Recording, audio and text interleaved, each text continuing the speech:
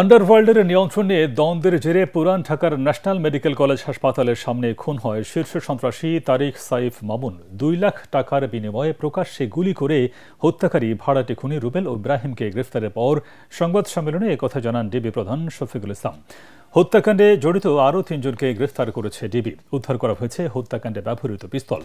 মূল পরিকল্পনাকারী শীর্ষ সন্ত্রাসী রনির সহ অন্যদের গ্রেফতারের চেষ্টা চলছে বলেও জানান তিনি। টানা তৃতীয়বার অর্জন করেছে দেশের সেরা সুপার ব্র্যান্ড স্বীকৃতি বসুন্ধরা টিস্যু। ক্যাপ পরা যে ছবি সেটা হচ্ছে রবিন, আর চুল বড় বড়ওয়ালা যে ছেলেটা সেটা হচ্ছে ফারুক, যার একটা টাইটেল আছে যে কুত্তা ফারুক নামে তাকে আন্ডারওয়ার্ল্ডের সবাই চিনে। ঘটনার সাথে জড়িত 5 জন আসামিকে গ্রেপ্তার, 2টি পিস্তল উদ্ধার করা হয়।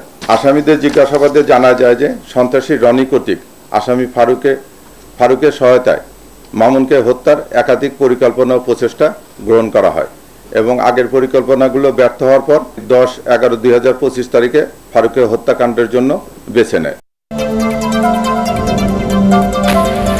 আওয়ামী লীগের লকডাউনের নামে নাশকতা ঠেকাতে দেশ জুড়ে সতর্ক অবস্থানে আইনশৃঙ্খলা বাহিনী। ঢাকা ও আশপাশের জেলায় মোতায়েন করা হয়েছে বিজিবি।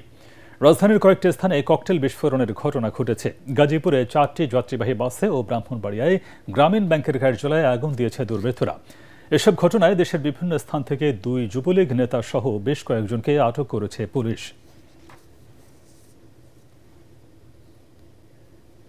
ভীতি করা একটা পরিস্থিতি বা তারা বিভিন্ন রকম যে অপতৎপর চালাচ্ছে, এটা আমরা কঠোর হস্তে দমন করার আইনের যেটুকু প্রয়োগের ক্ষমতা আছে এটা আমরা সর্বোচ্চ প্রয়োগ করব। যারা এই নেপথ্যে আছে সেই নেতাদেরকে উপর নজরদারি রাখতেছি, তাদেরকে গ্রেপ্তার করতেছি। আজকেও এই সংক্রান্তে 44 জন অ্যারেস্ট আছে। ইনশাল্লাহ আমাদের তৎপরতা সবাই থাকবে। আমরা নগরবাসী আপনারা সবাই মিলে ইনশাল্লাহ এই অপতৎপরতা রোধ করব।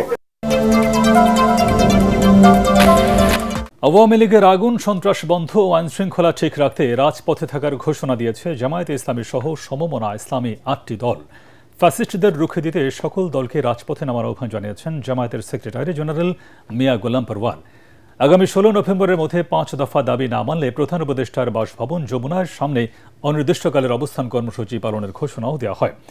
আন্দোলনরত 8টি দলের বৈঠকের পর এই কর্মসূচির ঘোষণা দেন নেতারা। কর্মসূচির মধ্যে আরও রয়েছে জুলাই সনদ বাস্তবায়ন আদেশ জারি ও জাতীয় নির্বাচনের আগে গণভোট আয়োজন সহ 5 দফা দাবিতে দেশব্যাপী জেলা ও মহানগর পর্যায়ে বিক্ষোভ মিছিল।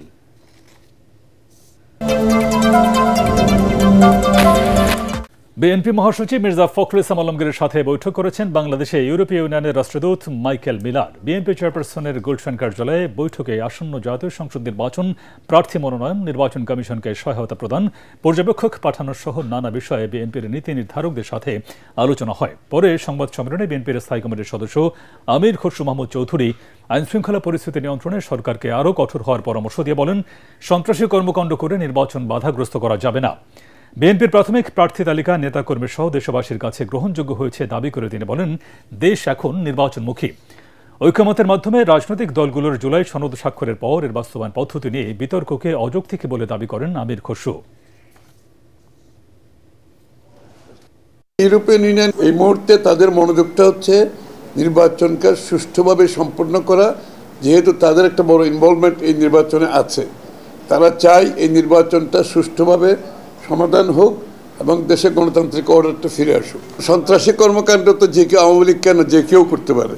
তো সন্ত্রাসী কর্মকাণ্ড তো এটার থেকে যদি আপনি সুরক্ষা চান তাহলে আইনশৃঙ্খলা বাহিনীকে তাদের দায়িত্ব পালন করতে হবে সঠিকভাবে। কেউ সন্ত্রাসী কর্মকাণ্ডের মাধ্যমে নির্বাচনকে বাধাগ্রস্ত করতে পারবে সেটা বিশ্বাস করার কোনো কারণ নেই। বাংলাদেশের মানুষ অনেক সজাগ, তারা নির্বাচনের অপেক্ষায় আছে। তারা আজকে সমস্ত বাংলাদেশের 300 আসনে নির্বাচনী কর্মকাণ্ড পূর্ণ উদ্যমে চলছে। মাহমুদুল হাসানের ক্যারিয়ারের দ্বিতীয় সেঞ্চুরিতে সিলেট টেস্টের দ্বিতীয় দিনে আয়ারল্যান্ডের বিপক্ষে ভালোই জবাব দিচ্ছে স্বাগতিক বাংলাদেশ। টাইগারদের ইনিংস ওপেন করতে নামেন মাহমুদুল হাসান ও সাদমান ইসলাম। দুজনই পেয়ে যান 50-র দেখা।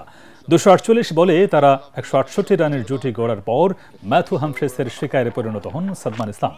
বিদায়ের আগে 9-4 আর 1 ছক্কায় 80 রানের দারুণ এক ইনিংস খেলেন সাদমান। সেঞ্চুরির সুবাস লাগিয়ে তিনি আউট হন। সেঞ্চুরি করেছেন আরেক ওপেনার মাহমুদুল হাসান।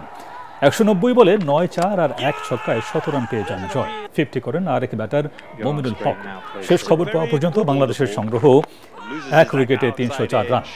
এর আগে গতকালের 8 উইকেটে 270 রান নিয়ে খেলতে নেমে দ্বিতীয় দিনে মাত্র 14 বলে টিকতে পারে আয়ারল্যান্ড। ম্যাথু হামফ্রেজকে লেগ বিফোরের ফাঁদে ফেলেন তাজুল ইসলাম। এরপর হাসান মাহমুদ উইকেট শিকারে নামলে গুটিয়ে যায় আয়ারল্যান্ড। শেষ ব্যাটসম্যান হিসেবে 31 রানে আউট হয়েছেন ম্যাকার্থি।